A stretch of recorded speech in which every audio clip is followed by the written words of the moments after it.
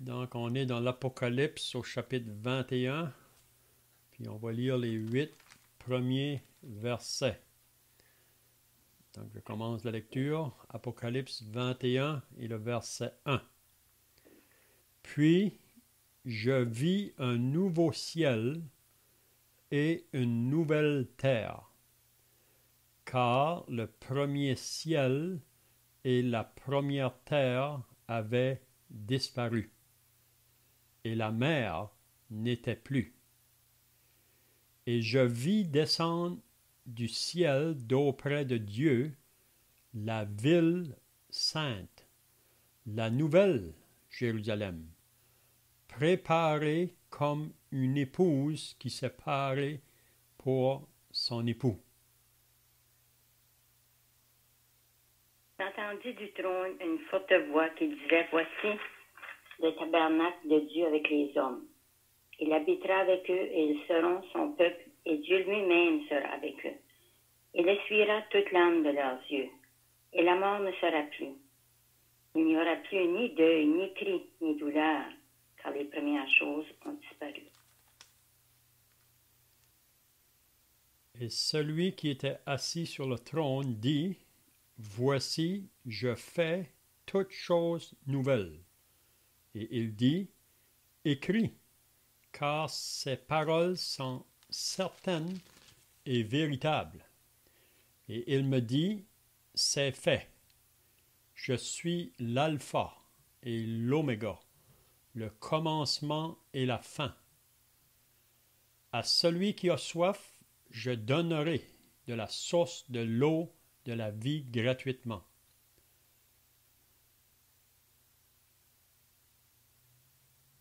Celui qui vaincra héritera ces choses. Je serai son Dieu et il sera mon fils.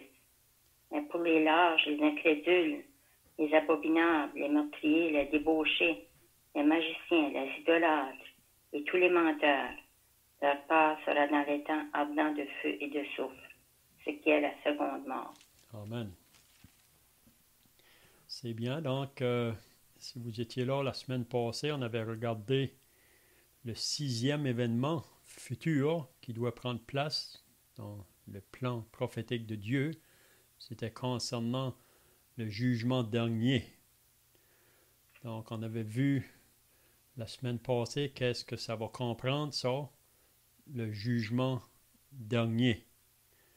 Puis on sait que c'est le dernier événement à prendre place avant ce qu'on va regarder ce soir, là, concernant le nouveau ciel et une nouvelle terre. Donc, la semaine passée, on avait regardé concernant le jugement dernier. On avait dit que celui qui va être le juge assis sur ce grand trône blanc, ça nous parle du Seigneur Jésus. Puis la raison qu'on peut dire que c'est Jésus, c'est parce que ailleurs, dans la parole, c'est très clair que Jésus, c'est lui qui va juger les vivants et les morts. Donc aujourd'hui, il se présente comme sauveur. Donc depuis qu'il est venu sur cette terre, il disait quand il était ici, « Je ne suis pas venu pour juger le monde, mais pour sauver. » Donc, Jésus veut sauver. Puis encore ce soir, 2000 ans plus tard, c'est encore son désir, c'est de sauver les pécheurs. Mais bientôt, ce temps de la grâce va terminer. Ce jour de grâce va prendre fin. C'est pour ça que quand on a demandé la question à Jésus dans Luc au chapitre 13, s'il va y avoir beaucoup de gens qui vont être sauvés, Jésus a dit, « Efforcez-vous d'entrer par la porte étroite, car je vous le dis, beaucoup chercheront à entrer et ne le pourront pas. » Puis la raison, c'est parce que un jour, cette porte-là va être fermée. Donc, c'est pendant qu'elle est ouverte qu'il faut entrer. Puis même Jésus dit, « Efforcez-vous d'entrer » parce qu'il y a beaucoup d'obstacles qui peuvent empêcher une personne d'être sauvée. Puis on sait qu'en arrière de ça, c'est le diable, parce que le diable, lui, il a peur que les personnes soient sauvées. Il fait tout son possible pour garder les âmes dans son royaume de ténèbres, pour les entraîner avec lui, parce que lui sait que sa fin, c'est l'étang de feu. Même on a vu ça là, dans les 2 semaines passées. À la fin des 1000 ans, Satan est jeté dans l'étang de feu et de soufre. Puis ça dit qu'il va être là, tourmenté jour et nuit au siècle des siècles. Donc, il veut entraîner la multitude avec lui. Donc, à moins qu'on soit vraiment déterminé face au message de l'Évangile pour être sauvé, Satan va mettre toutes sortes d'empêches pour nous empêcher. Puis on avait vu concernant le grand trône blanc que tous ceux qui vont comparaître là pour être jugés pour leurs péchés, ce sont tous ceux qui auront refusé de recevoir Jésus comme leur sauveur. Donc, il se présente aujourd'hui comme sauveur, mais si on refuse de croire en lui pour le recevoir comme Seigneur et Sauveur, un jour, il va être notre juge. Donc, on avait vu que chacun sera jugé selon leurs œuvres. Puis on avait dit là qu'il y a des personnes que leur jugement va être plus sévère que d'autres. Donc, il y aura des degrés de jugement. Puis on avait dit que Jésus a dit ça dans l'évangile de Matthieu, au chapitre 11, en parlant à propos des villes dans lesquelles il avait marché, puis qu'il avait fait beaucoup de miracles, mais ces gens-là ne se sont pas repentis. Donc Jésus dit que leur jugement sera plus sévère, parce qu'ils ont eu des plus grands privilèges. Donc ils sont plus responsables que pour d'autres qui n'ont pas eu ces privilèges-là. Donc, qu'est-ce qu'on avait vu à la fin du chapitre 20? C'est quiconque ne fut pas trouvé écrit dans le livre de vie. Donc, tous ceux qui ne sont pas sauvés, leur nom n'est pas dans le livre de vie. Parce que c'est le moment qu'une personne est sauvée que son nom est enregistré dans ce livre-là. Ok, donc ce soir, on va regarder maintenant concernant le nouveau ciel et la nouvelle terre. Donc ça va prendre place dans le dernier événement. Puis, si on avait seulement les 2 derniers chapitres de l'Apocalypse, ça serait assez pour donner à l'être humain le désir de vouloir être du côté de Dieu. Parce que qu'est-ce qui est décrit dans le chapitre 21 et 22 là, concernant le nouveau ciel et la nouvelle terre, on ne peut pas l'expliquer en parole vraiment. Qu'est-ce que Jean nous décrit ici dans ce chapitre 21.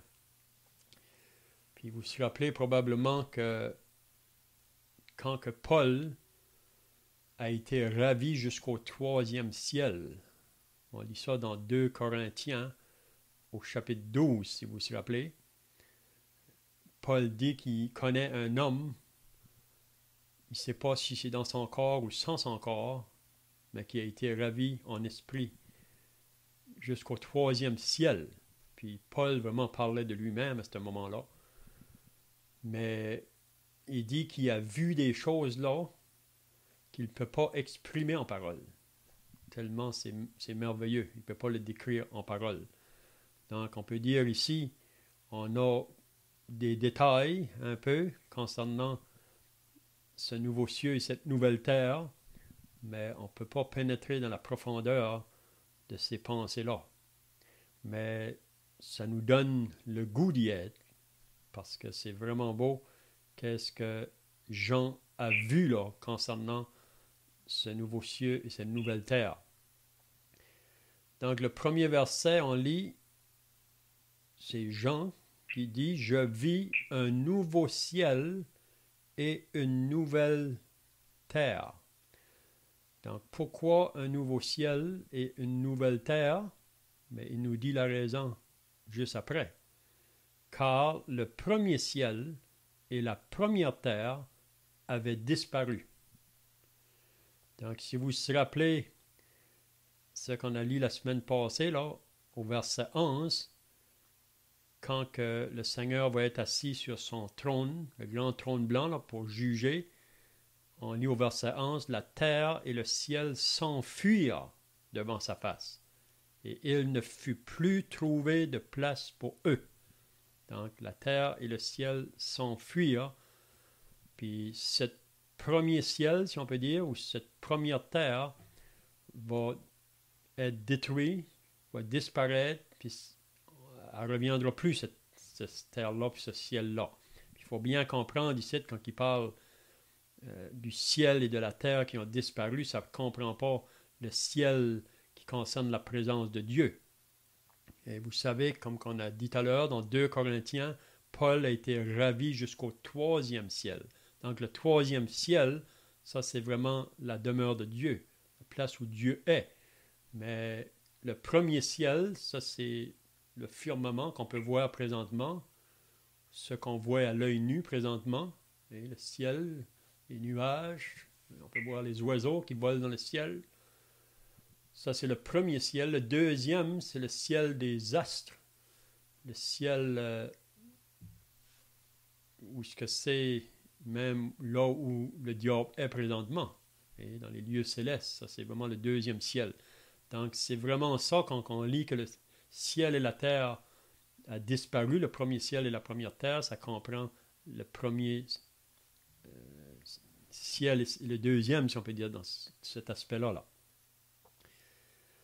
Donc, Jean dit, quand il a vu le nouveau ciel et la nouvelle terre, il dit parce que la première terre avait disparu, puis on avait dit que la raison pourquoi que le premier ciel et la première terre vont disparaître, c'est parce que ça a été touché par le péché. Depuis que l'homme a désobéi à Dieu dans le jardin d'Éden, le jardin qui se trouvait en Éden, le péché est entré dans le monde, et par le péché la mort, ainsi la mort s'est étendue sur tous les hommes parce que tous ont péché. Donc, depuis que le péché est entré dans le monde, l'homme a pris un chemin contraire à Dieu. Puis, à cause du péché, ça a amené toutes sortes de choses vraiment pour souiller cette terre. Puis même aussi, ça s'associe même dans les lieux célestes, là, parce que c'est là que le diable est avec ses démons. Puis tout cela a été souillé par le péché, donc il faut que ça soit complètement nouveau. Nouveau. Donc, il dit que le premier ciel, la première terre avait disparu, et il faut remarquer une autre chose, il nous dit, et la mer n'était plus.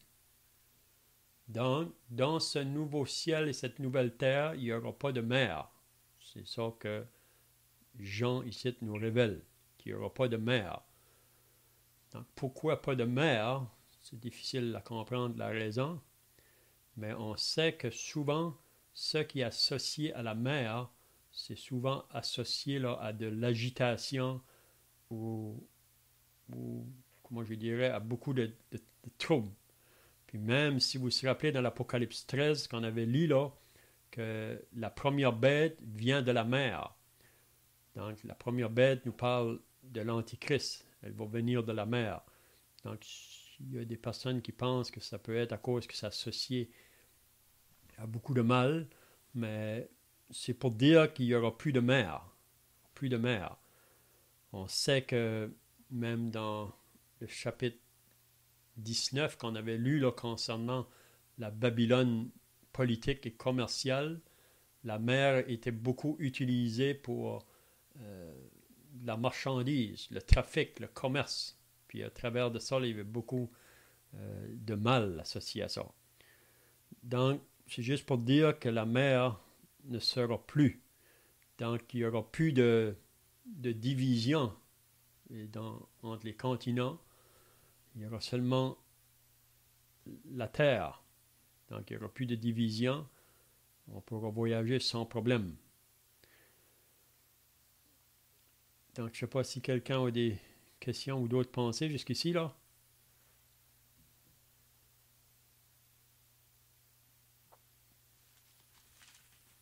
Qu'est-ce que Jean nous dit ici? C'est pas quelque chose de nouveau, si on peut dire. Parce que si on lit dans le livre d'Ésaïe, Ésaïe nous a parlé de ça aussi. Hein?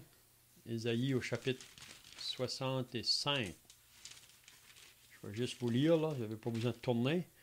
dans Ésaïe 65, au verset 17, ça dit « Car je vais créer de nouveaux cieux et une nouvelle terre.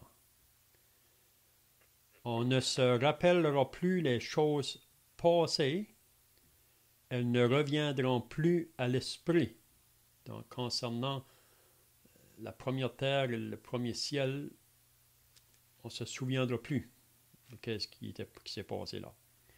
Réjouissez-vous plutôt et soyez toujours dans l'allégresse. Donc, on voit qu'Ésaïe nous parle aussi de ce nouveau cieux et cette nouvelle terre.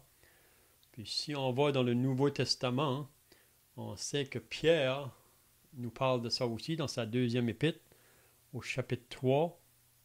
Si vous vous rappelez, là, Pierre parle que la terre d'à présent est réservée pour le feu. Dans le temps de déluge, Dieu a utilisé l'eau pour détruire la terre, mais la terre d'à présent, ça sera par le feu. Puis c'est ça qu'on avait vu là 2 semaines passées. À la fin des 1000 ans, le feu va venir pour consumer tous ceux qui s'est tourné encore là avec le diable pour attaquer la ville sainte. Donc on avait lu qu'un feu descendit du ciel et les dévora. Donc cette terre présentement, ça dit qu'elle va se dissoudre, elle va se fendre, elle va disparaître. Donc c'est pas ici seulement donc, que Jean voit ça, on voit ça même dans l'Ancien Testament. Même Ésaïe 66 en parle aussi, je crois. Ok, maintenant, qu'est-ce que Jean voit? Une autre chose. Il dit, « Et je vis descendre du ciel d'auprès de Dieu la ville sainte, la nouvelle Jérusalem, préparée comme une épouse qui s'est parée pour son époux. » Donc, Jean nous dit ici, donc pour ceux qui viennent d'ajouter, là on est dans l'Apocalypse 21 et le verset 2. Donc Jean dit qu'il a vu descendre du ciel d'auprès de Dieu la ville sainte. Donc Jean voit une ville qui descend du ciel. Cette ville-là, elle est appelée la Nouvelle Jérusalem. Donc il y a l'ancienne Jérusalem, c'est elle que nous sommes dedans présentement, là, qui est sur cette terre, l'ancienne Jérusalem. Cette Jérusalem va être changée, elle va être nouvelle. L'ancienne va disparaître. Puis, comme on a dit tout à l'heure, la raison pourquoi que l'ancienne Jérusalem va disparaître, parce qu'elle est associée avec beaucoup de mal, beaucoup de péché. Donc ici, c'est une ville sainte, la nouvelle Jérusalem. Puis ça nous dit que cette ville-là,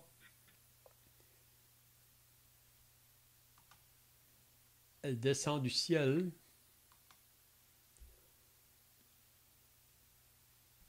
Elle est préparée comme une épouse qui s'est parée pour son époux. Je ne sais pas si vous avez déjà, probablement que oui, remarqué une épouse là, qui se prépare pour rencontrer son époux. Et c'est...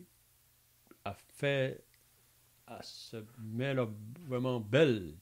Et pour le jour qu'elle va venir pour rencontrer son époux. Mais ici, il nous parle de cette ville sainte-là, la Nouvelle Jérusalem. Elle dit, elle est préparée comme une épouse qui s'est parée pour son époux. Si vous vous rappelez d'Isaac, vous vous rappelez qu'Abraham, on lit ça dans Genèse 23, Abraham avait envoyé son serviteur pour chercher une femme pour son fils Isaac. Puis il ne devait pas la prendre dans le pays de Canaan, il devait aller la chercher dans sa propre maison ou sa famille. Puis vous vous rappelez que le serviteur est parti. Puis il a fait une prière, puis sa prière a été exaucée au même moment qu'il le faisait, là. Puis cette fille-là est sortie, Rebecca. Puis tout de suite, il a vu que c'était vraiment la réponse à sa prière. Puis il s'est approché d'elle. Puis ensuite, il a été invité pour aller dans la maison vers les parents de Rebecca. Puis si vous vous rappelez, là, à la fin, il a tout raconté son histoire, puis comment que son voyage avait vraiment réussi jusqu'à maintenant. Mais là, il faut qu'on demande la question à la jeune fille, à Rebecca, si elle veut partir avec cet homme-là. Parce que Rebecca devait partir pour aller voir quelqu'un qu'elle n'avait jamais vu. Ça concernait Isaac. Mais après qu'elle a entendu les paroles du serviteur, là, on peut voir qu'elle a accepté ça par la foi. Ce qu'il disait était vrai. Mais c'est elle qui avait une décision à prendre. Ça fait les parents ont demandé à Rebecca, veux-tu aller avec cet homme? Elle a dit oui, j'irai. Puis elle est partie. Donc on peut s'imaginer le voyage entre elle et le serviteur qui parlait d'Isaac. Puis elle pouvait se réjouir même avant d'arriver là. Puis probablement avant d'aller à la rencontre d'Isaac, elle s'avait préparée pour venir vers lui. Donc ici, c'est ça qu'il nous dit, que cette ville sainte-là, la nouvelle Jérusalem qui va descendre du ciel, elle est parée pour son époux. Puis on voit encore plus loin, là, on verra à propos de cela aussi. Maintenant, au verset 3, qu'est-ce que Jean dit? Maintenant, il dit « Et j'entendis ». Donc, les deux premiers versets, il dit « Je vis ». Mais là, maintenant, il dit « Et j'entendis du trône une forte voix qui disait, donc qu'est-ce que ce voix-là disait? Voici le tabernacle de Dieu, ou la demeure de Dieu, ou le temple de Dieu. Voici le tabernacle de Dieu avec les hommes.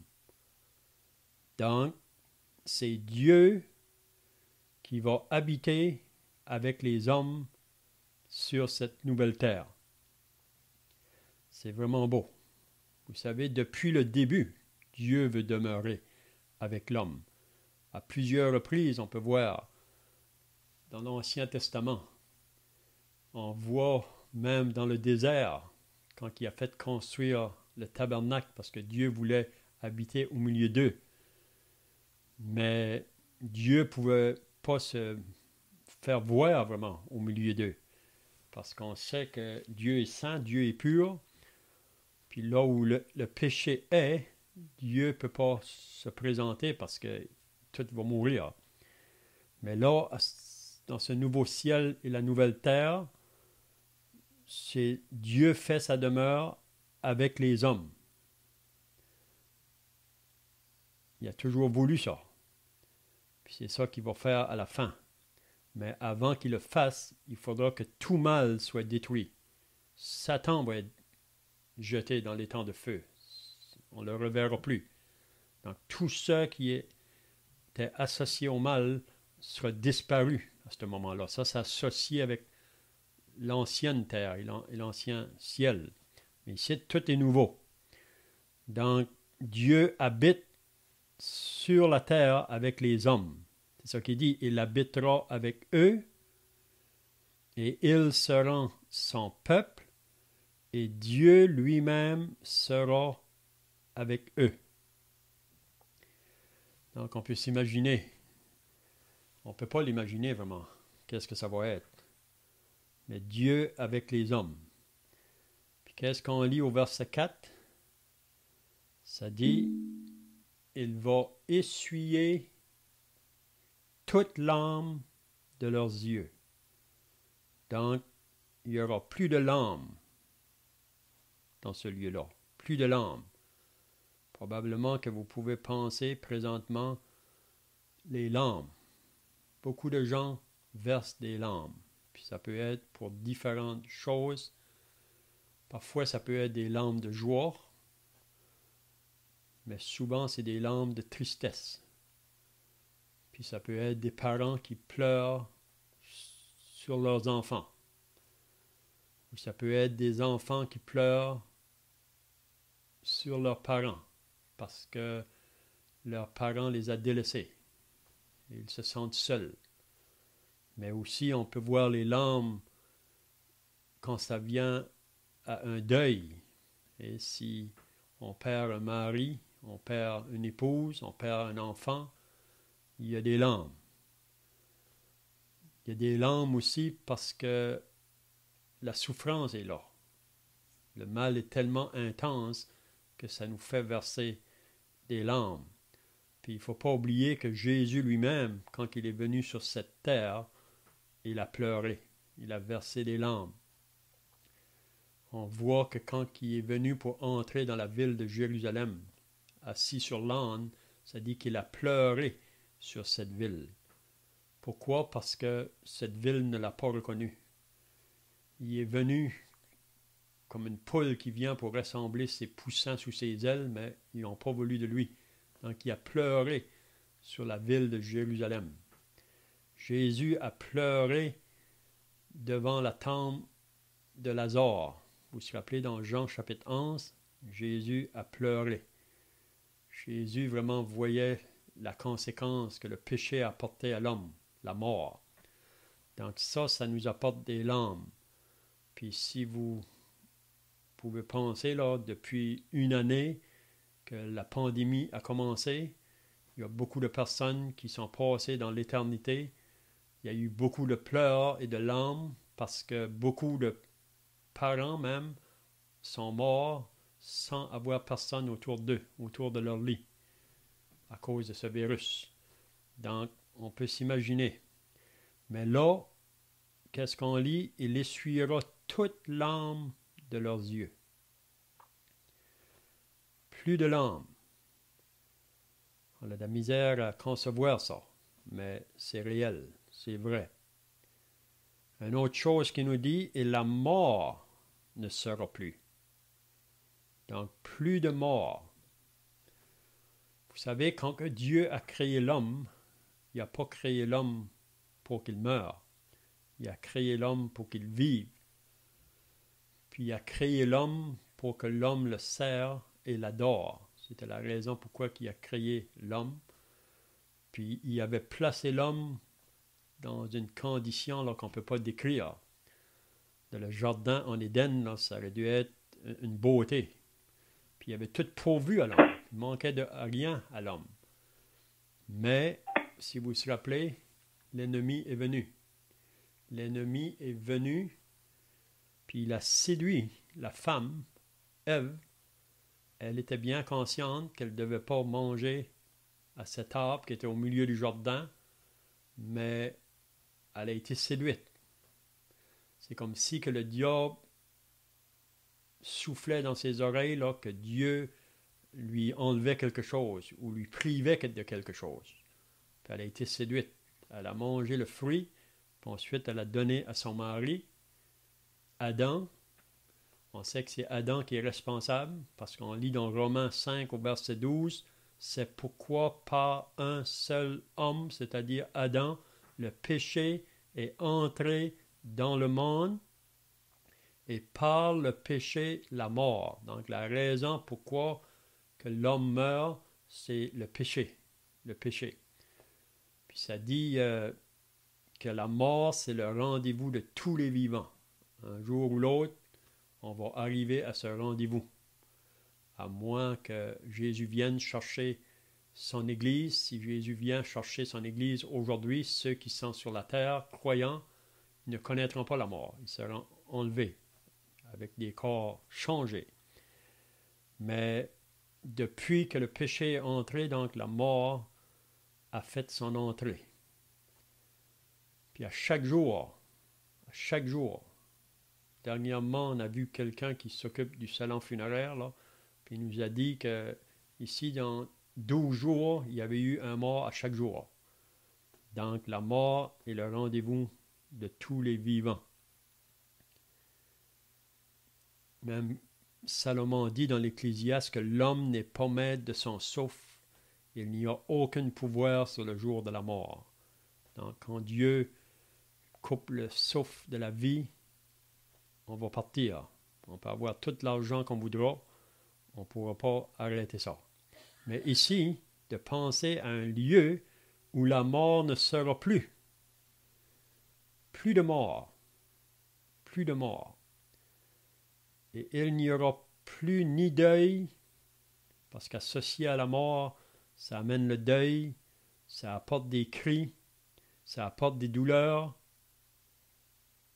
Et si vous avez déjà été dans un salon funéraire, on entend des cris, on entend des personnes qui prient par la douleur parce qu'ils ont perdu un être cher, un être qu'ils ont vécu avec pendant beaucoup d'années. On pense à des couples qui ont été peut-être 70 ans mariés, 60 ans mariés, puis là, un des deux meurt. Donc, c'est le deuil, la douleur. Des enfants qui crient quand ils voient un papa ou une maman qui part. La semaine passée, ici, une jeune femme de 33 ans. Elle est partie subitement. Elle a laissé en arrière 3 enfants. Il y a la difficulté à accepter ça. Donc, mais là où on va être dans le nouveau ciel, la nouvelle terre, il n'y a plus de deuil. Il n'y aura plus de cris ni de douleurs, car les premières choses ont disparu, parce que ça, c'est associé à la première terre et au premier ciel. Maintenant, le verset 5, ici, c'est vraiment pour attester que ce qu'on est en train de lire là, que ce n'est pas des fables. Vous savez, il y a beaucoup de gens aujourd'hui qui refusent de croire que la Bible est la parole de Dieu. Ils vont dire que c'est juste des hommes qui l'ont écrit, puis c'est juste des histoires qui ont été racontées ou des fables. Hein? Mais ici, Jean dit au verset 5, en parlant de celui qui était assis sur le trône, là, en parlant de Jésus, et celui qui était assis sur le trône, ou ça peut aussi représenter Dieu, le Père, parce qu'on sait qu'il y a 3 personnes en Dieu. Il y a un Dieu, mais qui se manifeste en 3 personnes. Le Père, le Fils, le Saint-Esprit. Donc, celui qui était assis sur le trône, qu'est-ce qu'il dit? Voici, je fais toutes choses nouvelles. Donc, c'est vraiment Dieu. S'il a pu faire un premier ciel et un premier terre, il peut en faire un nouveau. Et il n'y a rien qui est impossible à Dieu, là. Donc, il veut que ceux qui vont lire ces paroles ici, parce que vous savez, on a encore la possibilité de lire la parole de Dieu aujourd'hui. Elle est encore entre nos mains. C'est un livre qui est répandu partout sur la terre. C'est le livre le plus publié même, la Bible. Donc, si quelqu'un lit, comme j'ai dit tout à l'heure, même s'il lirait juste les 2 derniers chapitres de l'Apocalypse, ça serait assez pour le convaincre. Mais c'est triste que beaucoup de gens refusent de lire la Bible. Mais ça devrait être, pour nous qui sommes sauvés, là, essayer d'encourager les personnes à la lecture de la parole de Dieu. C'est un livre vrai. Même des fois, le monde va dire, vous croyez ça, vous autres, les chrétiens? Vous croyez que ces choses-là vont arriver? Oui. Pourquoi? Parce qu'il nous dit, c'est la raison. Voici, je fais toutes choses nouvelles. Et il dit, écrit, car ces paroles sont certaines et véritables. Donc, ces paroles sont certaines et véritables. Donc, on ne devrait pas avoir de doute. Je ne sais pas ce soir s'il y a quelqu'un qui est à l'écoute, puis vous avez des doutes concernant ces paroles-là qu'on est en train de dire. Mais vous pouvez enlever le doute, parce que ces paroles-là sont certaines, ils sont vrais.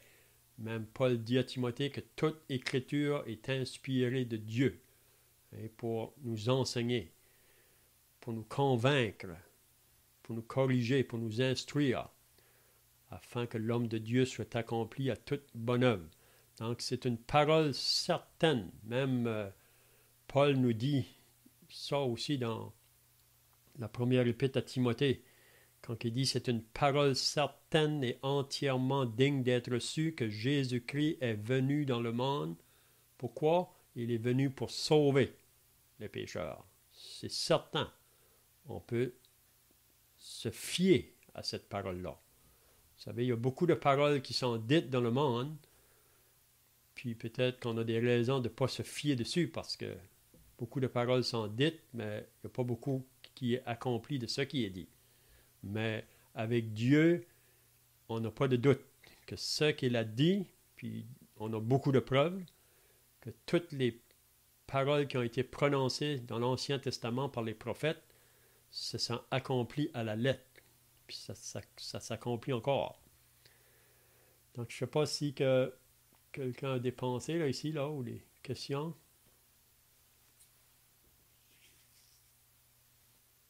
Donc, qu'est-ce qu'il dit au verset 6? C'est fait. Donc, il dit, ces paroles-là sont certaines et véritables, et il me dit, c'est fait. C'est fait. Donc, je suis l'alpha et l'oméga. On a vu ça même au début de l'Apocalypse, au premier chapitre. Jésus disait, je suis l'alpha et l'oméga, le commencement et la fin. Donc, c'est lui qui a parlé le premier, c'est lui qui aura le dernier mot. Donc, ici, on est rendu à la fin de l'histoire de l'humanité. Dieu a parlé au début, quand il a créé toutes choses, mais on sait qu'il s'est passé beaucoup de choses entre les deux côtés, là, du début à la fin, mais à la fin, c'est lui qui aura le dernier mot. Donc, ce qu'il nous a dit depuis le début, ça n'a pas changé. La seule manière qu'on peut arriver dans la présence de Dieu, c'est de croire en son Fils, son seul. Donc, c'est fait, je suis l'alpha et l'oméga, le commencement et la fin. Puis ici, vous allez remarquer qu'il lance un appel pour ceux qui ont encore l'opportunité de lire ces paroles ici, là. Donc, il y a un appel qui est lancé, puis on peut voir ça dans le chapitre 21 et 22, là, à 3 reprises, cet appel. Même Jésus l'a prononcé quand il était sur la terre.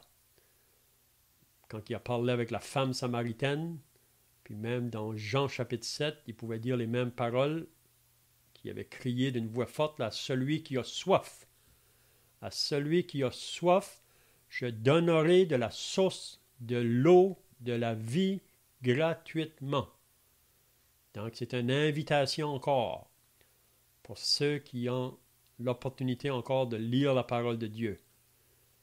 Si quelqu'un a soif, qu'il vienne à moi. On lit ça ailleurs. Donc, il faut avoir cette soif-là de connaître Dieu, de connaître ses voies, ses pensées. Parce qu'à moins qu'une personne a un réel désir, il ne va pas le trouver. Ça prend vraiment quelque chose de réel. Ça prend des cœurs qui sont honnêtes, des cœurs qui sont sincères. Quand que Jésus parle de la parabole du semeur, la semence qui tombe dans la bonne terre, c'est elle qui porte du fruit.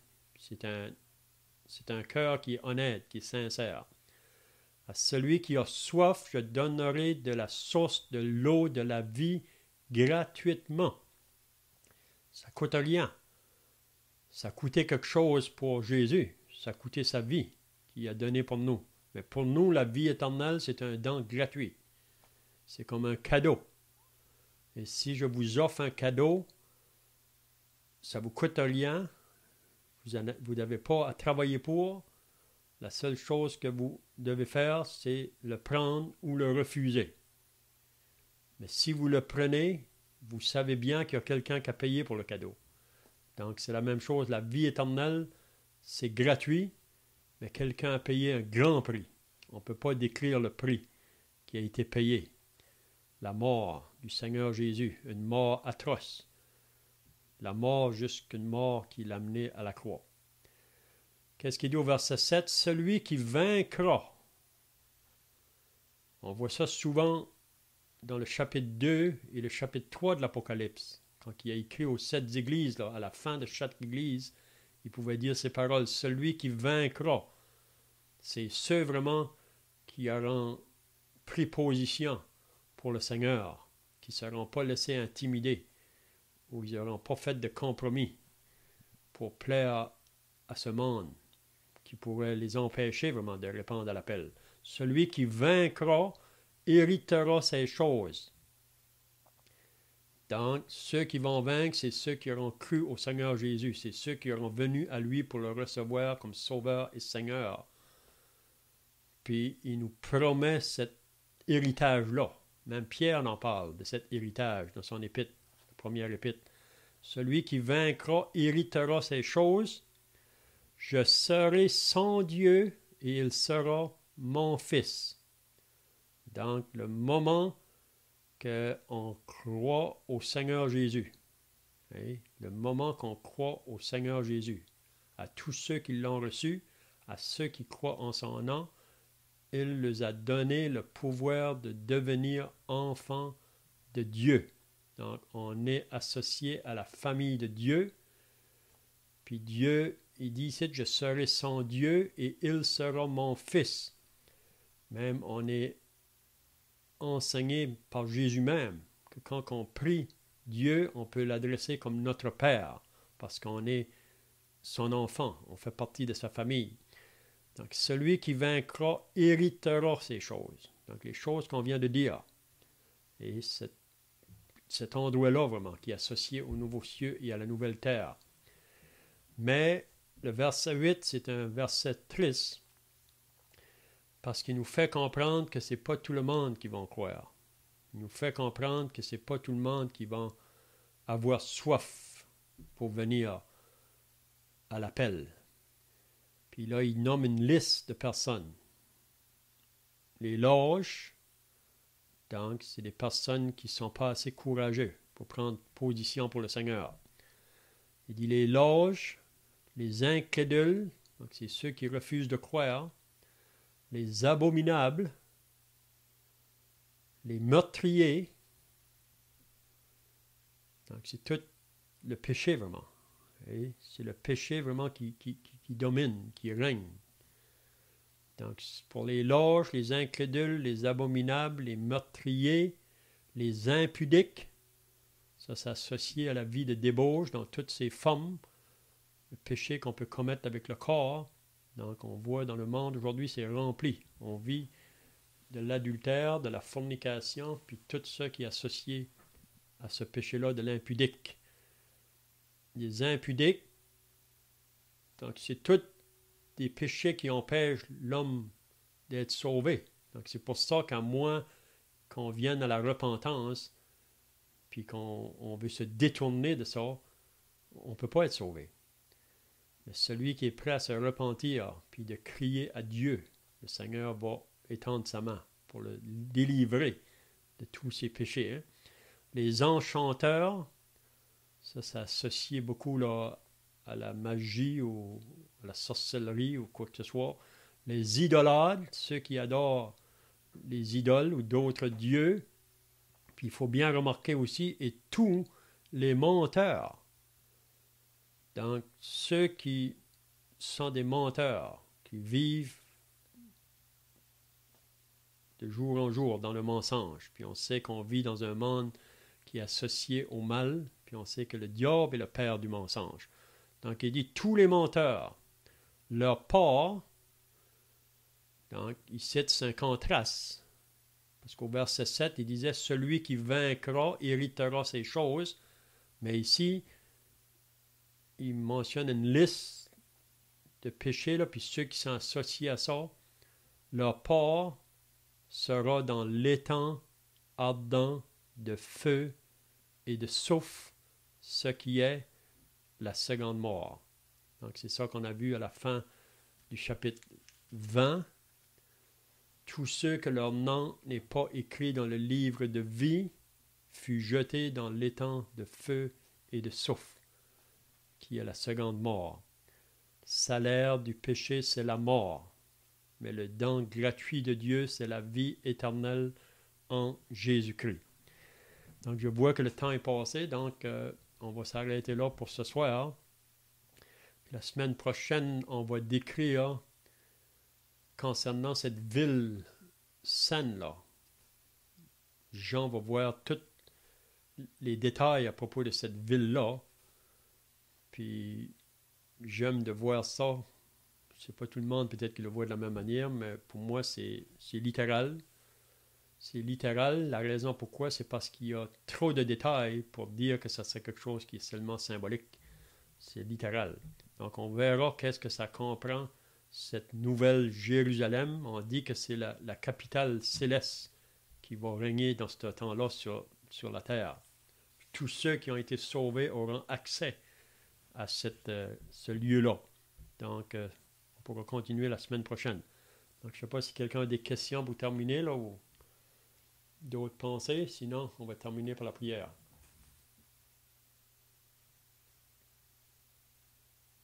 Donc, on va prier. Notre Dieu et notre Père, nous voulons te remercier et te rendre grâce pour ta parole que nous avons encore pu regarder ce soir. Nous réalisons qu'il y a des choses qui sont difficiles à comprendre pleinement, mais beaucoup de choses sont assez simples et on peut, au Dieu, par l'œil de la foi, même se réjouir à propos de ces choses qui vont prendre place dans le temps futur. On pense à ce nouveau ciel et cette nouvelle terre et aussi à cette ville sainte, la nouvelle Jérusalem qui va descendre du ciel pour habiter avec les hommes sur la terre. Donc on te remercie pour tous ces détails et on te prie pour tous ceux qui étaient présents que ces paroles-là vont être un encouragement pour chacun de nous à continuer à persévérer pour celui que nous aimons sans avoir vu, mais que nous allons le voir bientôt. En son nom et pour sa gloire. Amen.